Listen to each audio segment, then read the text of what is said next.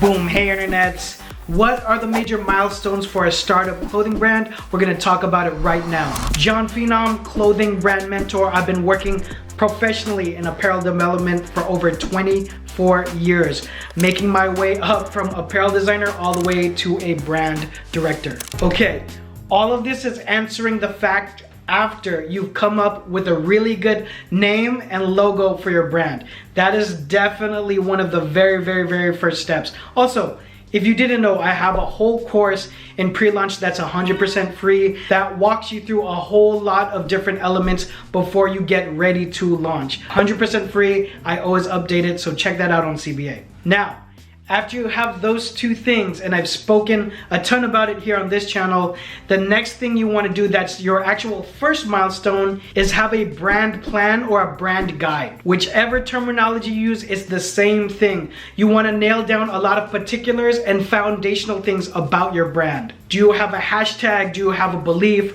Are there already different ways that you're using the logo? Do you have a color that you like to frequent a lot? Or maybe an official brand color? What are the type of audiences that you want to reach out to? And one thing that I like to establish, especially when I'm doing consulting with a brand one-on-one, is in the form where they're signing up for consulting to speak with me, I'll ask them, what are 3 different brands that already exist and are doing successfully well in the marketplace that you can compare your brand to, or brands you would like to hang next to in retail? In terms of concrete brands that already exist and are usually doing millions, that gives me a lot of material to look at the ethos of that brand to kind of understand very quickly what direction you might be headed. But get a brand plan, get a deck presentation where you could send it to someone and it answers a lot of the initial questions of exactly who you are and what you intend to bring to the market. Okay, after that, the next big milestone I would say is establishing your production. Now, in production, there's a couple ways you can do it. Number 1, there's screen printing, which is tried and true and traditional. Number 2 is using transfers and DTF, or direct to film, and using a heat press. And number 3, which is newer as of the last 10 years, I would say, is POD, or product on demand. This is when you use a vendor like Printful or Printify to basically do all the production for you and send that product over to your customer. Now, along this point, I'm very biased towards the second choice, and if you watched my channel at all this past year, you know that I launched NONBETA, my own brand, and on this channel, I've taken you along the ride of what it's looked like while I am launching that brand. Having said that, I used the number 2 route where I bought 2 heat presses from Heat Press Nation, Big Bertha, which is my 16 by 20 and does 90% of my printing, and a hat press. Now, do I press a ton of hats? Not really, but I use this for small hits on different locations or weird locations on different garments. But more importantly, I use this for the P&Ls or the printed neck labels on the back of all of the t-shirts. So when my wholesale blanks come in, the first thing that's happening is my team is removing the labels and printing the size label with NONBETA branding on it using the hat press. Now, I will say I'll also be using screen printing in the future. If I got big orders on certain styles, I'm definitely gonna find a partner where you can outsource that to and still have a healthy margin. And for the third way of doing production, I don't trust POD just because they have so many clients. Number 2, I don't like the quality control. I cannot see exactly what's shipping out to my customer, and that product is what I'm gonna live and I'm gonna die by. Okay, the third really big milestone, the really big chapter in this book of your life is establishing an audience and selling.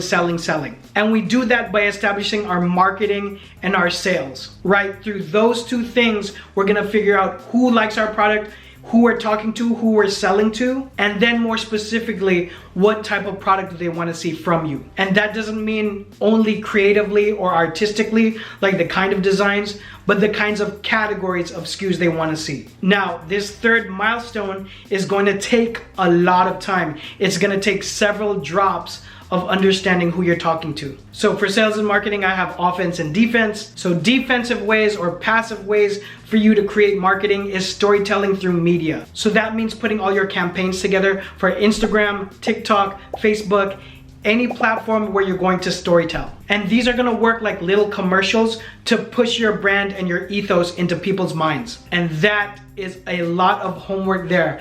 As I like to say, Whenever you start a company now, you're also starting a media company because you're going to play that game with social media where there's an infinite amount of content where you need to try to put in versus your competitors. So that's for defense. And for offense, or your more active ways of selling, you could definitely bring your brand to a pop-up or a flea market where you're selling in the public and making a person-to-person transaction. Also, besides very organized pop-ups and flea markets, I would look at just community events and get creative that way. Think of niches like your gym or your church or any kind of club or organization that you're already involved in. All of these platforms are a good way to jumpstart your sales. But in terms of a national and international reach, I would really lean on your social media storytelling. And this third milestone of establishing an audience, again, is gonna take many and several drops. And to add one more fourth one, I think a fourth milestone is when you move from a home operation